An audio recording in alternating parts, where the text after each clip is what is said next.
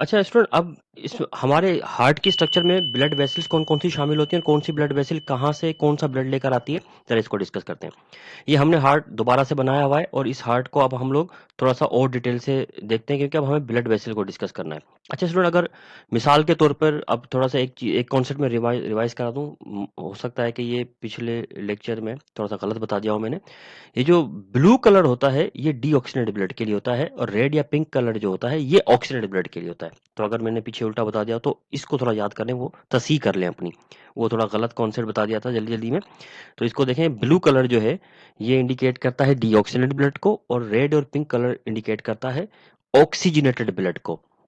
और blue colour की जो भी ब्लड वेसल आपको दिखाई देंगी वो सारी वेन्स होंगी, और रेड कलर या पिंक कलर से जो भी ब्लड वेसल दिखाई देंगी वो सारी आर्टरीज होंगी। क्योंकि ये आर्टरीज और वेन्स को बाज़ औक़ात कलर चार्ट्स में जो आर्टियल सिस्टम होता है उसको रेड कलर से, और जो वेनस सिस्टम होता है उसको ब्लू कलर से दिखाया जाता है। तो ये जरा ख्याल कीजिएगा इसका, तो थोड़ा इस बात को तस्हीह कर लें कि ये ऐसे होता है। अच्छा, अब हमारी बॉडी है, हमने क्या किया है कि सर्कुलेटरी प्लान के लिए इस चीज को अपनी बॉडी कंसीडर कर लिया है। ये मिसाल के तौर पे हमारी क्या है, बॉडी है, ठीक है। और ये हैं हमारे लंग्स। तो अब देखें कि किस तरीके से सर्कुलेशन होगी। सबसे पहले होता यह है कि जब पूरी बॉडी में ब्लड हमारा ट्रेवल करता है तो पूरी बॉडी में ब्लड ट्रेवल करने के बाद ब्लड हो जाता है डीऑक्सीनेटेड, और वो जो डीऑक्सीनेटेड ब्लड होता है पूरी बॉडी से कलेक्ट होकर आता है राइट एट्रियम के अंदर। ये आपका राइट एट्रियम हो गया।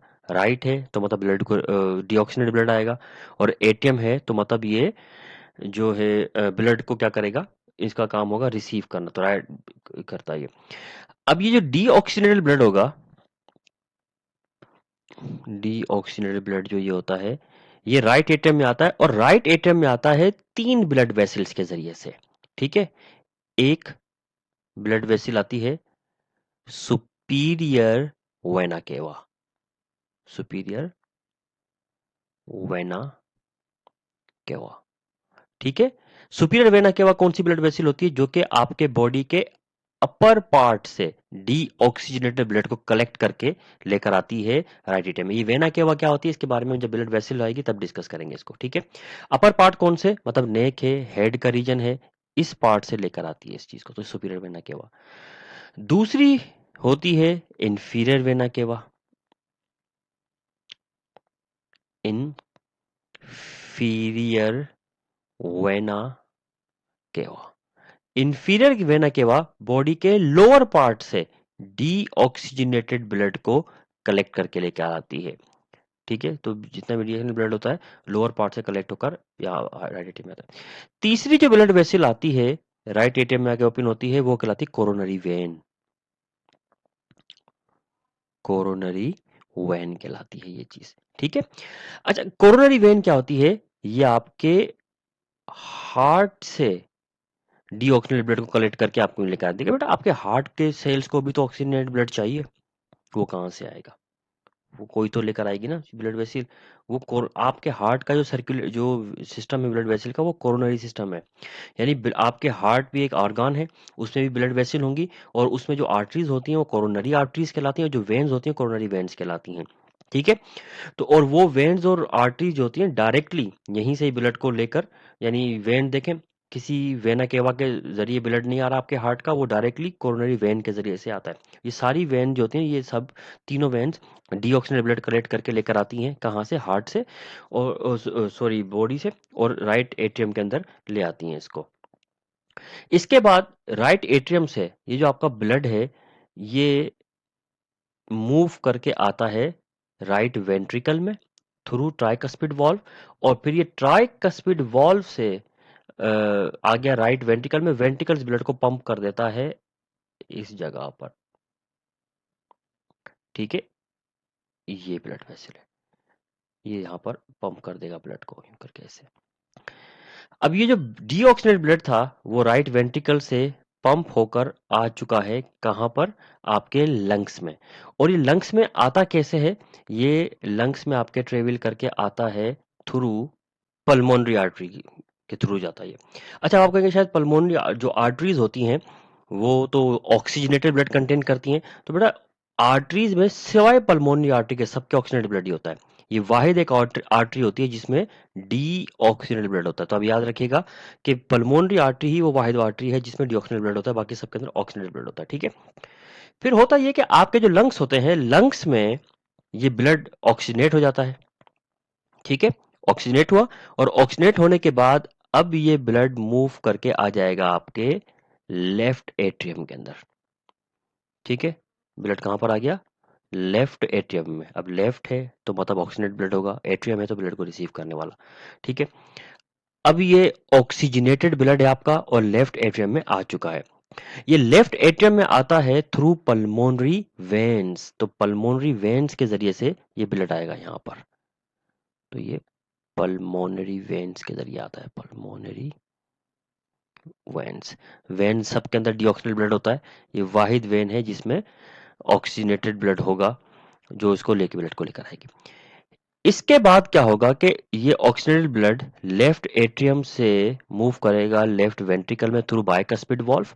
ठीक है, और बायकस्पिड वाल्व के जरिए से जैसे ही ब्लड आता है लेफ्ट एट्रियम के अंदर, अब ये बॉडी के अंदर पंप होगा। ठीक है, अच्छा बॉडी के अंदर अब ये ब्लड पंप कैसे होगा? क्योंकि यहां से भी कोई ब्लड वेसल निकलनी चाहिए। यहां से जो ब्लड वेसल निकलती है वो निकलती है सिस्टमिक एआर्टा। ये ब्लड वेसल कहलाती है नंबर 6 सिस्टमिक एआर्टा। ठीक है, इसको हम लोग सिस्टमिक एआर्टा लिखेंगे, सिस्टमिक एआर्टा कहते हैं इसको। ये जो सिस्टमिक एआर्टा है ये पूरी बॉडी के अंदर ब्लड को आगे जाकर पंप कर देगी, पंप करके पूरी बॉडी में ब्लड जाएगा। लेकिन सिस्टमिक एआर्टा आगे जाकर 3 ब्रांचेस में डिवाइड हो जाती है, ऐसे करके यूं यूं, और फिर ये ब्रांच नीचे की जाने मूव करके ऐसे आएगी। ठीक, अब जो ये ब्रांच है, जो ऊपर वाली ब्रांच होगी, इस ब्रांच को हम कहते हैं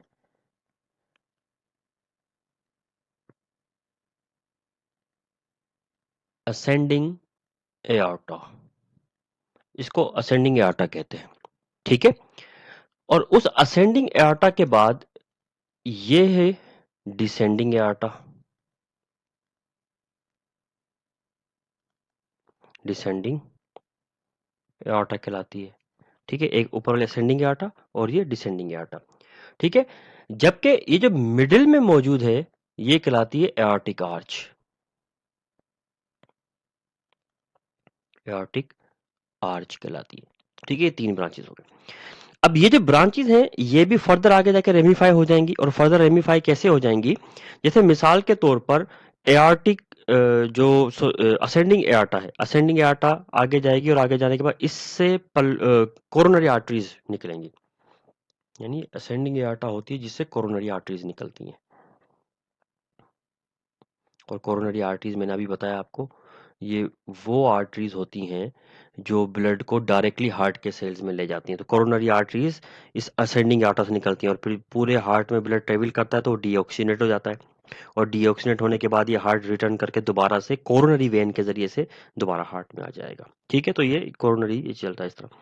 और इसी तरीके से जो मिडिल है एआर्टिक आर्च जिसे कहते हैं, इस एआर्टिक आर्च से आपकी ब्रोंकोसेफेलिक आर्टरीज वगैरह निकलती हैं, कैरोटिड आर्टरीज से निकलती है, सबक्लेविन आर्टरी यहाँ से डेवलप करती है। ठीक है, ये चीजें यहाँ से डेवलप कर जाएंगी।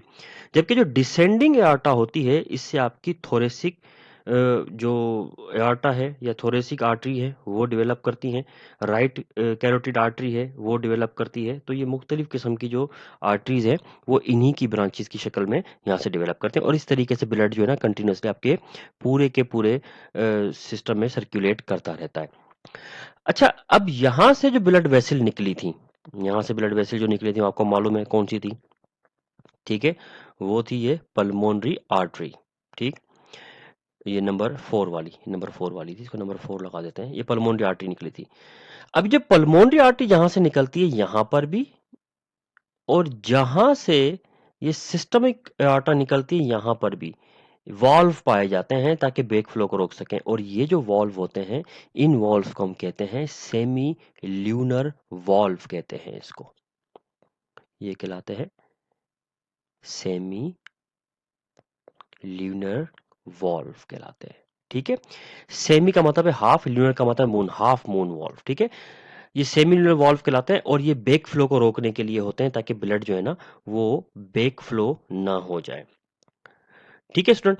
अच्छा, आपके जो हार्ट के अपर दो पोर्शन थे एट्रियम और लोअर जो थे वेंट्रिकल, इनकी एक खास बात और, ये दोनों के दोनों एक साथ कभी भी बीट नहीं करते, मतलब ये साइमल्टेनियसली बीट नहीं करते, ये अल्टरनेटली बीट करते हैं, ओ सॉरी कॉन्ट्रैक्ट करते हैं।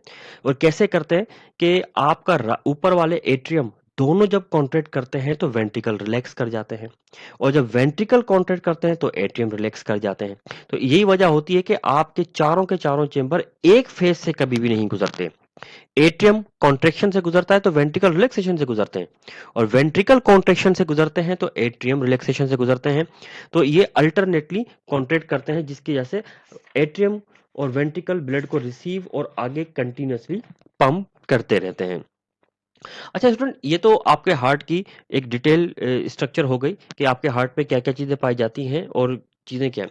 अब हम चूंकि ये टॉपिक काफी डिटेल से पढ़ चुके हैं, तो अब इसी टॉपिक के अंदर हम लोग सर्कुलेशन को भी डिस्कस कर लेते हैं कि एक्चुअली हमारे हार्ट में या ह्यूमन के अंदर सर्कुलेशन किस टाइप की होती है। ठीक है, या हमारा सर्किट प्लान, सर्कुलेशन का सर्किट प्लान किस टाइप का है, इसको भी अभी डिस्कस कर लेते हैं, क्योंकि वो डायग्राम बनी हुई है, तो इस डायग्राम के साथ साथ ही ये चीज मुकम्मल हो जाएगी।